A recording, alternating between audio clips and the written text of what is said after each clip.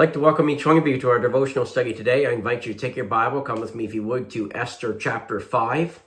Esther chapter 5, as we move into this chapter, we definitely see God at work for the nation of Israel, and it is a reminder to us that our God knows exactly what we are going through. He knows exactly where we are, and He knows exactly how to take care of His own.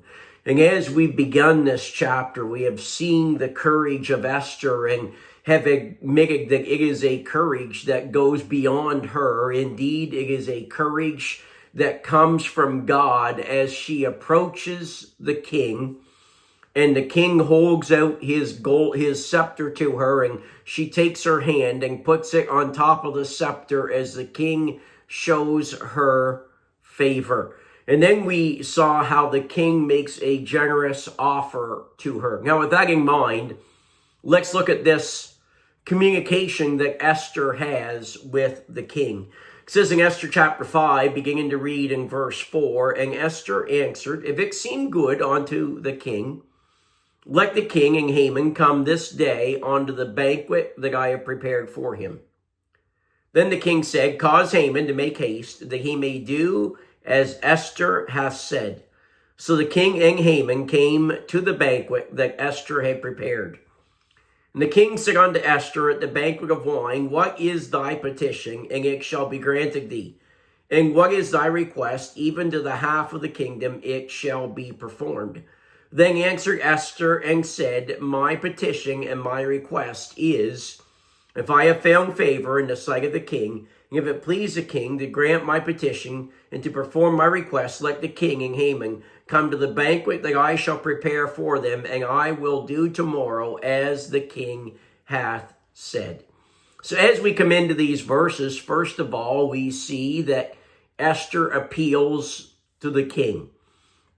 In verse 4, she invites the king and Haman to her banquet. It says, "And Esther answered, If it seem good unto the king, let the king and Haman come this day unto the banquet that I have prepared for him." Notice as we come into this verse that we do not see Esther demanding things, even though the king has already told her, I'll give you whatever you want, up to half of the kingdom. But at the same time, Esther just doesn't say, come to the banquet, bring Haman with you. But she is very polite in her dealings with the king, and she is moving toward what she wants, towards what her desire is. But yet we see her do it in a very mannerly way. And friends, this is a wonderful reminder to us of the importance of that you can stand for truth, that you can stand for what is right, and you can have a good attitude about it, and that you can do it in a polite way. And that's what we see Esther doing here. She's standing for truth. She is standing for the people of Israel. Her desire is to see those people delivered from the wicked plot of Haman, but yet she is saying, if it please the king. Now, certainly, noticing verse 5, then the king said, Cause Haman to make haste, that he may do as Esther has said. So the king and Haman came to the banquet that Esther had prepared. Can you imagine what Haman must have felt like through all of this? Here he's making a plot to destroy the Jewish people. He has been promoted in the king's government. And now all of a sudden, out of the blue, the king and the queen request him to come to this banquet that has been prepared for the three of them. How flattered Haman must have been by this invitation to dine with the king and the queen.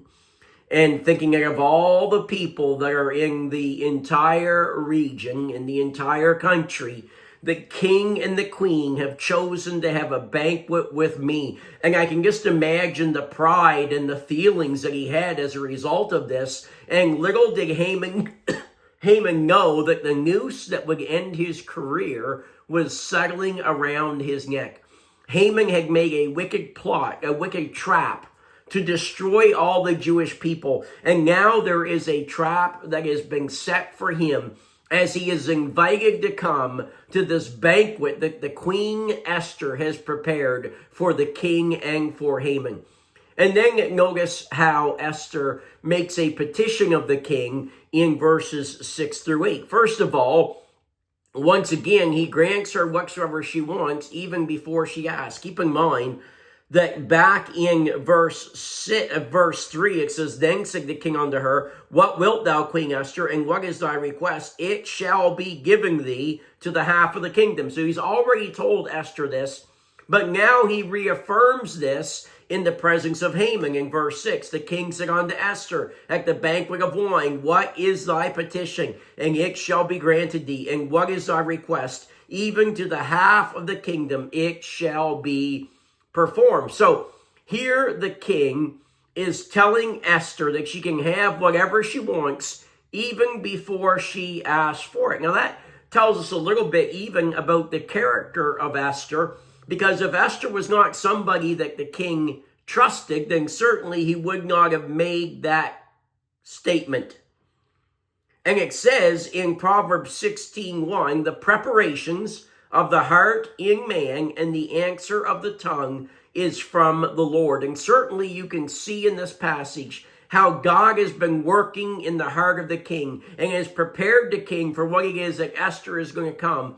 And there's an answer that comes from the Lord, even though this king is a pagan king. And then back in Esther chapter 5, we see that she invites the king and Haman to an even more elaborate banquet on the next day. Notice what it says in verses 7 and 8.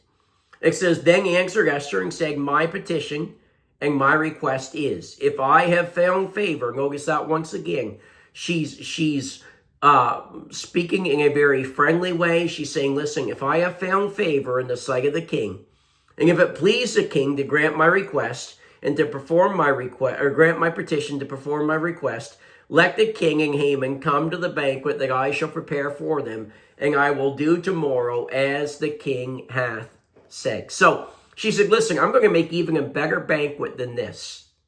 And I want the king and Haman to come to this banquet tomorrow that I am going to prepare for them. Now, some would ask the question, and I want to deal with this in the couple of minutes that we have left today. Some would ask the question, why did Esther not make her request right then? Why does she call them to a banquet simply to say, I want to have another banquet, an even better banquet, and at that banquet tomorrow I'll make my request? Well, one of the big reasons for this is this. I believe it was the leading of the Lord in the life of Esther that this is the way that she did it.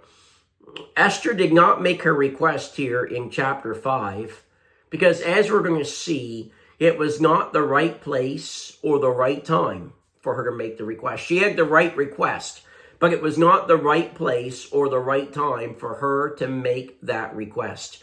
It is going to be obvious as we move through these next few verses that God must have put it in the heart of Esther, not to make the request at this time, but to stall just for a little bit, making even bigger banquet, and then at that banquet make that request, because there's going to be a very important discovery revealed in the beginning of Esther chapter 6 that could very well change the outcome of this request greatly. Notice what's going to happen in Esther chapter 6 before this banquet. It says, on that night, that is the night that Esther had this first banquet, could not the king sleep. He commanded to bring the book of records of the Chronicles, and they were read before the king. And it was found written that Mordecai had told of Bigthana and Teresh, two of the king's chamberlains, the keeper of the door, who sought to lay hand on the king Ahasuerus. And the king said, what honor and dignity hath been done to Mordecai for this? Then said the king's servants that ministered unto him, there is nothing done for him. So the king reads about something that had happened that jogs his memory that night, where Mordecai has saved the life of King Ahasuerus when two of his men desired to kill him, had made a plot to kill him, and Mordecai reveals that plot. Now, this is going to be revealed and be reminded to King Ahasuerus just before he goes to this banquet. And it's very important that he remembers this. And Mordecai is actually promoted as a result of that. According to God's providential plan, And that plays a very important role in how the king Ahasuerus responds to the request that Esther makes. And we'll see that in the days ahead. Have a great day.